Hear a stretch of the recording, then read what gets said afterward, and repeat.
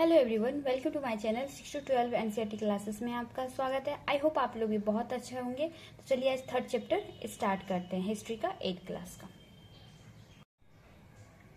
जिसका नाम है ग्रामीण क्षेत्रों पर शासन चलाना। ओके, चलिए कंपनी दीवान बन गई। 12 अगस्त 1765 को मुगल बादशाह ने ईस्ट इंडिया कंपनी को बंगाल का दीवान तैनात किया। इस बात की पूरी संभावना है कि यह घटना मुट्ठी भर अंग्रेजों और हिंदुस्तानियों की मौजूदगी में रॉबर्ट क्लाइव के तंबू में घटी होगी, लेकिन ऊपर दिए गए चित्र में इस घटना को एक भव्य समारोह के रूप में दिखाया गया है। यह चित्र उस चित्रकार ने बनाया है जिसे रॉबर्ट क्लाइव ने अपने जीवन की यादगार घटनाओं को चित्रित करने का जिम्मा सौंपा था। बंगाल की दीवानी हाथ आ जाना अंग्रेजों के लिए निश्चय एक बड़ी घटना थी। बंगाल की दीवानी उसको कहते हैं एवरीवन, यानी अंग्रेजों की ईस्ट इंडिया कंपनी है, उसके हाथ में पूरे बंगाल का आधिपत्य उसके हाथ में आना, और बंगाल में जो भी कुछ होगा वो उसके सारे फैसले अब ईस्ट इंडिया कंपनी ही करेगी। ठीक है, पूरा बंगाल उनके हाथ में था। दीवान के तौर पर कंपनी अपने नियंत्रण वाले भूभाग के आर्थिक मामलों की मुख्य शासक बन गई थी। अब उसे अपने जमीन का शासन चलाने और आमदनी को व्यवस्थित करने का रास्ता ढूंढना था। इसके लिए उसे एक ऐसा रास्ता ढूंढना था जिससे कंपनी के बढ़ते खर्चों को पूरा करने के लिए काफी आमदनी जुटाई जा सके। व्यापारिक कंपनी के नाते उसे यह ख्याल भी रखना था कि वो अपनी जरूरत की चीजें खरीदती और बेचती रहे। ठीक है, खरीदती और बेचती रहे।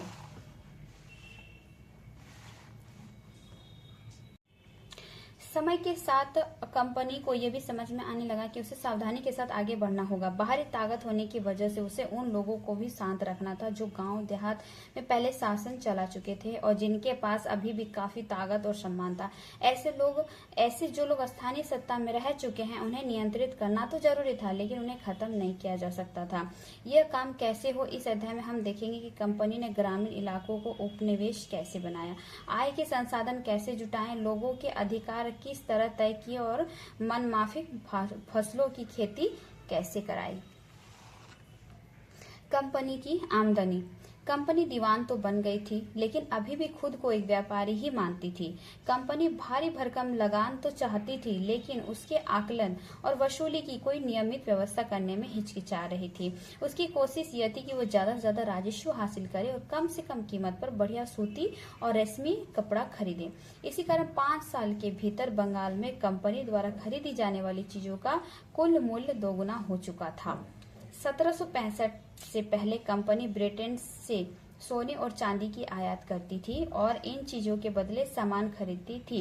अब बंगाल में इकट्ठा होने वाले पैसे से ही निर्यात के लिए चीजें खरीदी जा सकती थी।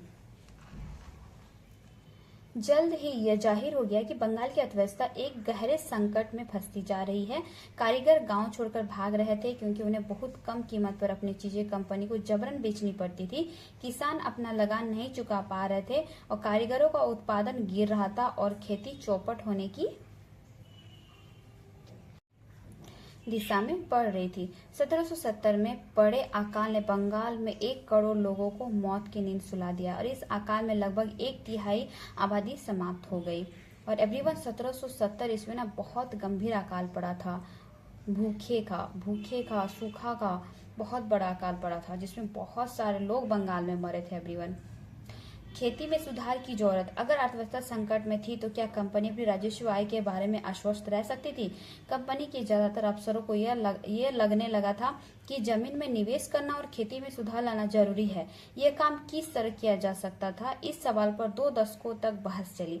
आखिरकार कंपनी ने 1993 में अस्थायी बंदोबस्त लागू किया और इस बंदोबस्त की शर्तें के हिसाब से राजाओं और तालुकदारों और जमींदारों के रूप में मान्यता दी गई। इन्हें किसानों से लगान वसूलने और कंपनी को राजस्व चुकाने का जिम्मा सौंपा गया। उनकी ओर से चुकाई आने वाली राशि अस्थायी रूप से तय कर दी गई। इसका मतलब यह था कि भविष्य में कभी भी उसमें इजाफा नहीं किया जाना था। अंग्रेजों को लगता था कि जिससे उन्हें नियमित रूप से राजस्व मिलता रहेगा और जमींदारों को जमीन में सुधारने के लिए खर्चे करने का प्रोत्साहन मिलेगा। उन्हें लगता था कि क्योंकि राज्य की ओर से राजस्व भी मांग बढ़ने वाली नहीं थी, इसलिए जमींदार बढ़ते उत्पादन से फायदे में रहेंगे। अब हम पढ़ेंगे उनकी समस्या। मगर अस्थायी बंदोबस्त ने समस्या पैदा कर दी अफसरों ने पाया कि अभी भी जमींदार जमीन में सुधार के लिए खर्च नहीं कर रहे थे।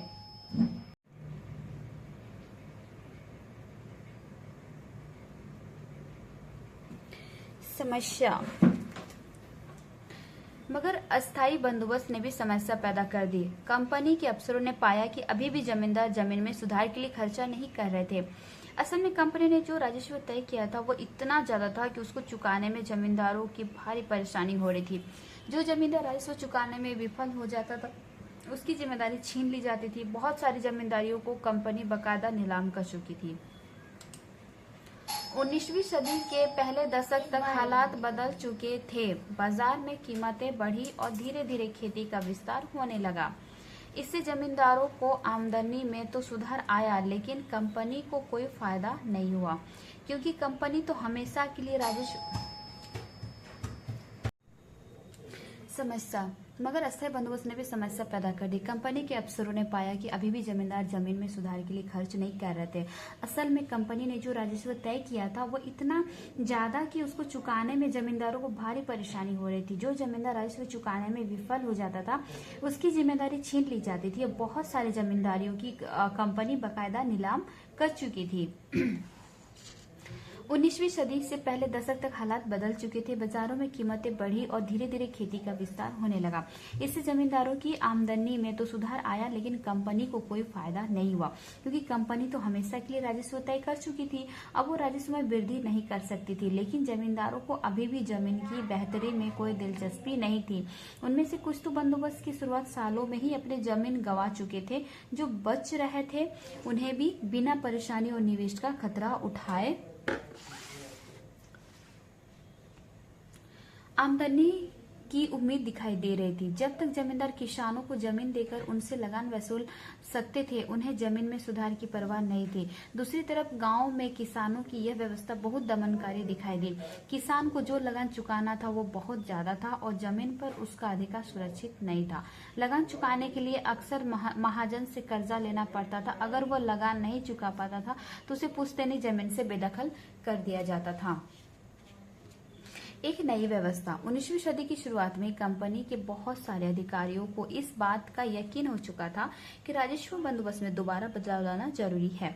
जब कंपनी को शासन और व्यापार के खर्चे चलाने के लिए और पैसे की जरूरत हो तो वो अस्थायी रूप से राजस्व तय करके काम कैसे चला सकती है। बंगाल प्रेसिडेंसी के उत्तर पश्चिमी प्रांतों के लिए होल्ट मैकेंजी नामक अंग्रेजी ने एक नई व्यवस्था तैयार की, जिसे 1822 में लागू किया गया। मैकेंजी को विश्वास था कि उत्तर भारतीय समाज में गांव एक महत्वपूर्ण सामाजिक संस्था है और उसको बचाए रखना चाहिए, और उसके आदेश पर कलेक्टरों ने गांव-गांव का दौरा किया।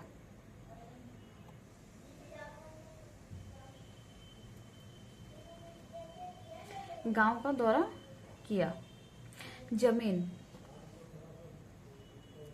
जमीन की जांच की, खेतों को मापा और विभिन्न समूह के रीति रिवाजों को दर्ज किया। गांव के एक एक खेत में अनुमानित राजस्व को जोड़कर हर गांव या ग्राम समूह से वसूल होने वाली राजस्व का हिसाब लगाया जाता था। इस राजस्व को अस्थायी रूप से तय नहीं किया गया, बल्कि उसमें समय समय पर संशोधन की गुंजाइश रखी गई। राजस्व इकट्ठा करने और उसे कंपनी को अदा करने का जिम्मा जमींदार की बजाय गांव के मुखिया को सौंप दिया गया। इस व्यवस्था को महलवारी बंदोबस्त का नाम दिया गया। अब मुनरो व्यवस्था। ब्रिटिश नियंत्रण वाले दक्षिण भारतीय इलाकों में भी अस्थायी बंदोबस्त की जगह नई व्यवस्था अपनाने का प्रयास किया जाने लगा। वहां जो नई व्यवस्था विकसित हुई उसे रैयतवारी का नाम दिया गया। कैप्टन अलेक्जेंडर रीड ने टीपू सुल्तान के साथ चालू युद्धों के बाद कंपनियों द्वारा कब्जे में लिए गए कुछ इलाकों में इस व्यवस्था को आजमा कर भी देख लिया था। टॉमस मुनरो ने इस व्यवस्था को विकसित किया और धीरे धीरे पूरे दक्षिण भारत पर यही व्यवस्था लागू कर दी। रीड और मुनरो को लगता था कि दक्षिण में परंपरागत जमींदार नहीं थे, इसलिए उनका तर्क यह था कि उन्हें सीधे किसानों से ही बंदोबस्त करना चाहिए जो पीढ़ियों से जमीन पर खेती करते आ रहे हैं। राजस्व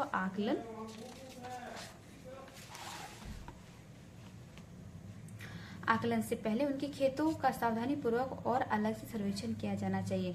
मुनरो का मानना था कि अंग्रेजों को पिता की भांति किसानों की रक्षा करनी चाहिए। अब सब कुछ ठीक नहीं था।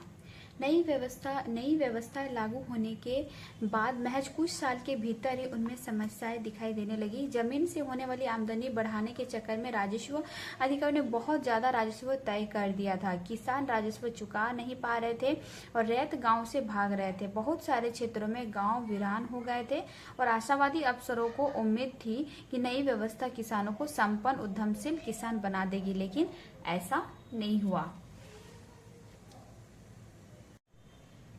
यूरोप के लिए फसलें।